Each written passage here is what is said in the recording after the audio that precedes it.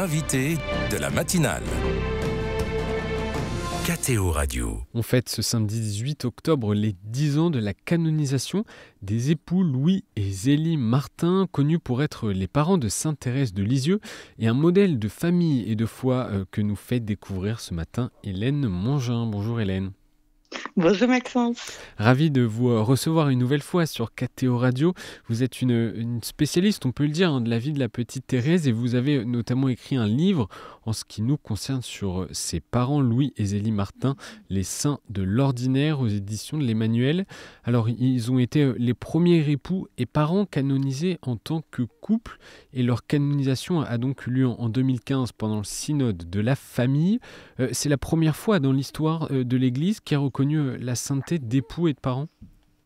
Oui, c'est une grande première et c'est vrai que c'est historique à plus d'un titre parce que très souvent, dans l'Église, on associe la sainteté avec le sacerdoce ou avec la vie religieuse. Donc la plupart des saints canonisés sont, alors si vous êtes martyr, à la limite, vous avez vos chances, mais sinon ce sont des religieux et des prêtres. Donc c'était un grand signe qui était donné par l'Église dans la suite de l'appel de Vatican II à la sainteté universelle. Nous sommes tous appelés à la sainteté. Et donc également les couples et les familles. C'est Paul VI qui a décidé que leurs causes soient réunies et examinées ensemble. C'est dans cette continuité justement du synode et de cet appel à la sainteté de tous. On peut dire que la sainteté, il y a vraiment une transformation à faire dans notre esprit, peut-être encore aujourd'hui, sur ce qu'est la sainteté. Alors leur fille Thérèse nous a beaucoup aidé à ça parce que elle nous a fait comprendre que la sainteté n'était pas forcément de vivre des choses extraordinaires, d'avoir des apparitions, de faire des miracles, mais qu'elle pouvait se vivre vraiment dans l'ordinaire du quotidien. Elle-même en a été un modèle avec sa fameuse petite voix, mais on peut dire qu'elle était la digne héritière de ses parents qui avaient décidé d'élever leurs enfants pour le ciel. Et je reprends leurs mots. Donc, ils ont vraiment vécu, eux, cet appel à la sainteté en famille. Et c'est vrai que l'Église, par Louis, Zélie, Thérèse et peut-être bientôt leur fille Léonie, nous donne un modèle de sainteté à vivre dans une vie ordinaire de laïque en famille. Léonie, dont la cause est actuellement traitée pour une éventuelle béatification. Hélène Mongin, un modèle que l'on découvre, que l'on redécouvre donc ce matin avec vous, celui des époux Louis et Zélie Martin. Parlez-nous un peu de leur vie avant que les époux se rencontrent. D'où viennent-ils, de quelle famille et quelle était leur profession ? Alors, ils viennent un petit peu de la toute petite bourgeoisie catholique de l'Orne. Ce sont tous les deux des enfants de militaires. Zélie, son père était gendarme. Il touchait une toute petite retraite, donc c'est une famille qui connaissait des problèmes financiers, mais aussi des problèmes d'un autre ordre, puisque la mère de Zélie était une femme très dure, sans tendresse. Et Zélie aura cette phrase terrible: mon enfance a été triste comme un linceul. Donc plus tard dans sa vie, elle tiendra beaucoup à donner à ses enfants cette affection qu'elle n'avait elle-même pas reçue. Et elle se destine, comme Louis le fera lui aussi, donc Louis, fils de militaire également, ils se destinent tous les deux à la vie religieuse. Ils ont le désir d'être saints, et comme nous le disions tout à l'heure, effectivement, dans l'esprit, pour être saint, il faut forcément être religieux. Donc Zélie se tourne vers les filles de la charité, dont la supérieure lui dit clairement qu'elle n'a pas la vocation. C'est le drame. Et Louis, lui, va monter au Grand Saint-Bernard, vous savez, dans cette montagne où se trouvent les chanoines du Grand Saint-Bernard qui font des sauvetages en montagne, vous savez, avec les fameux chiens Saint-Bernard. Et lui, on lui dit, vous ne savez pas le latin dont on a besoin pour dire le grand office, donc ça n'est pas possible. Là aussi, énorme déception. Et donc, tous les deux, dans un premier temps, vont vivre une espèce de vie religieuse dans le monde. Alors, ils travaillent, Zélie et dentelière du Point d'Alençon. Alors pour ceux qui ne connaissent pas cette dentelle qui est classée au patrimoine de l'UNESCO, c'est un véritable chef-d'œuvre arachnéen. Et Zélie se lance là-dedans et elle y développe un énorme talent. Elle reçoit le prix de la ville d'Alençon pour son travail. Elle est victime de harcèlement au travail dans son entreprise, donc elle décide de la quitter et lance elle-même sa propre entreprise alors qu'elle n'a pas de fonds, pas d'expérience commerciale. Elle se lance elle-même pour créer sa propre entreprise de dentelle d'Alençon. Et Louis, de son côté, il fait des études d'horlogerie, ce qui lui convient très bien. C'est un homme qui aime le silence, le travail minutieux. Et donc, ils vont vivre ainsi jusqu'à l'âge respectivement de 24 et 26 ans. Alors, il faut se dire qu'à l'époque, c'était vieille fille, vieux garçon, sans du tout l'intention de se marier. Et ils se rencontrent donc à Alençon presque de façon providentielle et ils se marient quelques mois après, c'est ça ? Tout à fait. Alors, sur un pont, non pas d'Avignon, mais d'Alençon, ils se croisent dans la rue et Zélie a cette parole intérieure. Alors, il ne faut pas s'imaginer que c'est une mystique, mais 2 fois dans sa vie, comme ça, elle a une parole qui la guide. Elle entend, voilà l'homme que j'ai préparé pour toi. Et donc, c'est ainsi qu'ils se rencontrent sur ce pont. Puis, de son côté, Louis avait une maman très prévenante qui voulait absolument marier son grand garçon. Elle avait repéré Zélie à des cours de dentelle. Et elle s'est dit, oh, celle-là, elle serait bien pour mon fils. Donc, c'est elle qui ensuite les présente officiellement. Et 3 mois plus tard, ils se marient. Et tous les deux, Louis comme Zélie, vous l'avez dit, Hélène Mongin, ils ont envisagé cette vie religieuse. Ils avaient ce désir de se donner entièrement à Dieu. Comment est-ce que cela a marqué leur mariage ? Alors, au début, d'une manière qu'on peut dire un peu faussée, puisque Louis, lui, avait fait des études de son côté pour voir si on pouvait vivre le mariage dans la continence, parce que on associait à l'époque, il faut vraiment remettre dans le contexte, la sainteté à la virginité, et donc il s'était dit qu'il aimerait vivre le mariage à l'exemple de la Sainte Famille. Bon, Zélie, c'est un petit peu différent, c'est que son éducation avait été lacunaire sur bien des plans, et entre autres, on ne lui avait pas expliqué comment faire les enfants. Ce dont Louis se charge le jour de leur mariage, choc, elle pleure toute la journée.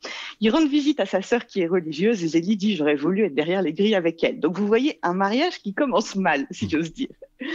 Mais donc ils vont vivre comme ça en frères et sœurs pendant 9 mois, et c'est leur confesseur qui au bout d'un moment leur dit mais c'est pas ça la vocation du mariage, et qui réussit à les convaincre. Et si bien que 9 mois plus tard va naître leur première fille Marie, et Zélie explique dans une lettre que c'est vraiment en ayant leurs enfants qu'ils ont découvert la beauté de leur vocation. Ils disent qu'ils ne vivent avec plus que pour eux, donc pour les élever pour le ciel, et c'est vraiment dans la maternité et la paternité qui vont se déployer, et elle dira plus tard j'étais faite pour avoir des enfants. Et leur amour a été fructueux puisqu'ils ont eu 9 enfants, dont 4 qui sont décédés prématurément. La famille n'a pas été épargnée d'ailleurs par les épreuves de la vie. Non, c'est effectivement, hein, je ne peux pas vous faire une liste à l'après-vert, mais le plus grand drame de leur vie, c'est d'avoir perdu ces 4 enfants.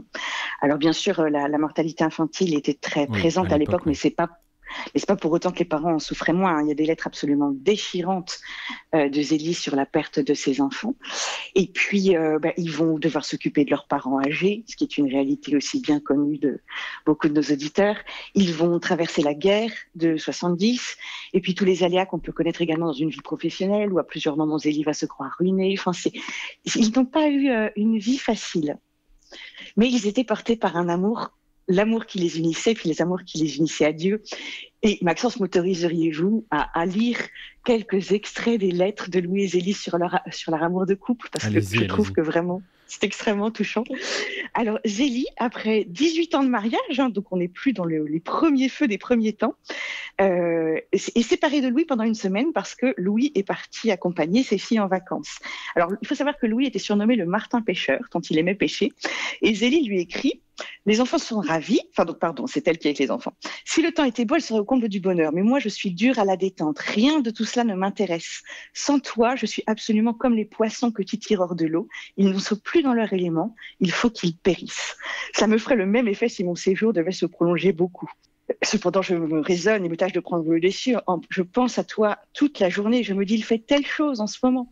Il me tarde bien d'être auprès de toi, mon cher Louis. Je t'aime de tout mon cœur et je sens encore redoubler mon affection par la privation que j'éprouve de ta présence. Il me serait impossible de vivre éloigné de toi. Je t'embrasse comme je t'aime. Et Louis, un jour qu'il est parti à Paris faire des démarches commerciales, lui écrit, écoutez toute la délicatesse de chaque détail. Je ne pourrai arriver à Alençon que lundi. Le temps me paraît long, il me tarde d'être près de toi. Inutile de te dire que ta lettre m'a fait grand plaisir, sauf d'y voir que tu t'y fatiguais beaucoup trop. Ainsi, je te recommande bien le calme et la modération, dans le travail surtout.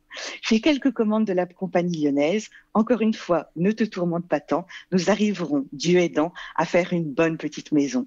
Je vous embrasse de tout cœur en attendant le bonheur de vous être réunis. J'espère que Marie et Pauline sont bien sages. Ton mari est vrai ami qui t'aime pour la vie. C'est un beau signe de leur amour inconditionnel dans la famille. Hélène Mongin, qu'est-ce qui fait justement des époux, Louis et Zélie Martin, des modèles de sainteté ordinaire ? Alors, je pense que le pape François aurait pu les qualifier, selon son expression, des saints de la porte d'à côté. C'est-à-dire que Thérèse n'aurait pas existé, on n'aurait jamais su qui étaient Louis et Zélie Martin, donc remercions-la pour ça. Mais voilà, ils essaient de vivre vraiment une vie chrétienne qui tire sa source dans l'amour de Dieu au quotidien. Donc pour eux, comme disait le Vatican II, la source et le sommet de la vie chrétienne, c'est la messe. Et donc ils commencent leur journée par la messe à 5h30. Alors je pense que ce n'est pas en ça qu'ils sont des modèles pour nous, parce que la messe de 5h30, bien soit loué, ça n'existe plus. Mais c'est vraiment, ils y sont attachés. Zélie va utiliser ses dernières forces pour s'y rendre. Et du coup, voilà, quand on lit leur correspondance, que je vous invite vraiment à faire, on a l'impression que Dieu, c'est pas du tout des écrits spirituels ou des essais de théologie. Hein. On a l'impression que Dieu fait vraiment partie de leur vie familiale au quotidien. C'est le bon père de la famille à qui ils ne cessent de se confier et qui est là, dans la maison, avec eux. Et ils essaient aussi de vivre vraiment la charité, alors avec leurs enfants en premier, donc qu'ils élèvent pour Dieu selon leur expression, et puis autour d'eux, pour Louis et Zélie, la charité c'est pas juste un pourcentage dans leurs revenus qu'ils donnent à des associations, même s'ils le font bien entendu, mais ils ont vraiment une attention aux pauvres autour d'eux qui est impressionnante. Et le lundi, Thérèse racontera que la porte de la famille, de la maison familiale était toujours ouverte pour accueillir les pauvres à qui on donnait un bon repas, des chaussures, de l'argent. Et ils s'engagent auprès de familles démunies, ils s'engagent aussi auprès de leurs ouvrières, hein, ils sont vraiment des exemples de la doctrine sociale de l'Église qui est si chère au pape Léon, pour vraiment essayer de vivre dans leur travail en chrétien, en privilégiant les personnes avant le rendement.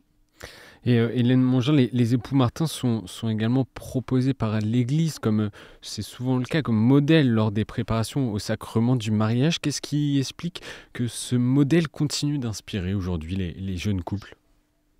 Alors, je pense que précisément, ce sont des choses que nous avons évoquées, le côté ordinaire de leur vie.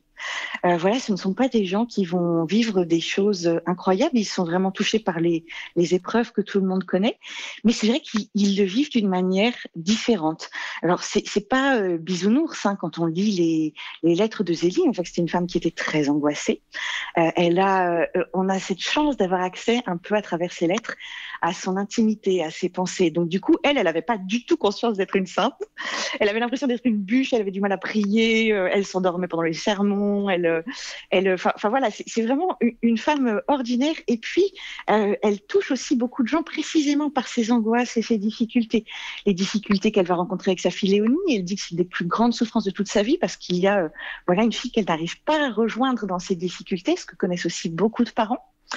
Et puis Louis, qui est lui ce modèle que nous a donné, dont le portrait est vraiment magnifique dans Thérèse, fait par Thérèse dans son livre Histoire d'une âme, d'un père extrêmement aimant, extrêmement proche de ses enfants.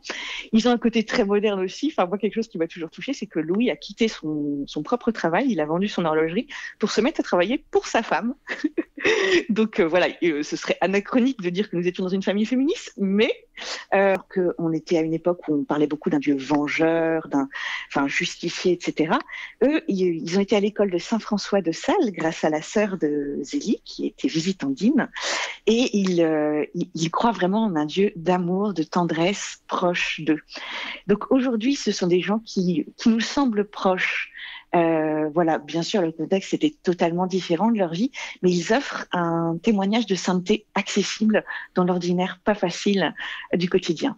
Il y a un témoignage que l'on peut retrouver donc j'avais dit un ouvrage, mais vous avez écrit plusieurs ouvrages sur eux, notamment Louis et Zélie Martin, Les saints de l'ordinaire aux éditions Emmanuel. Il y a aussi dans la série Prier 15 jours avec Louis et Zélie Martin. Je pense que ce que vous nous avez fait découvrir ce matin, Hélène Mongin, donne envie d'en apprendre davantage sur leur vie. Merci beaucoup d'avoir été avec nous ce matin sur KTO Radio. Merci à vous, Maxence.